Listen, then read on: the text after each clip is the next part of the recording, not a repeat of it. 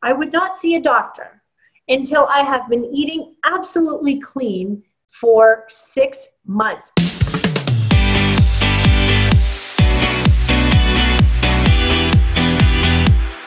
If you're experiencing any problems, chances are if you start in the gut first, you'll be well on your way to solving that problem to some degree.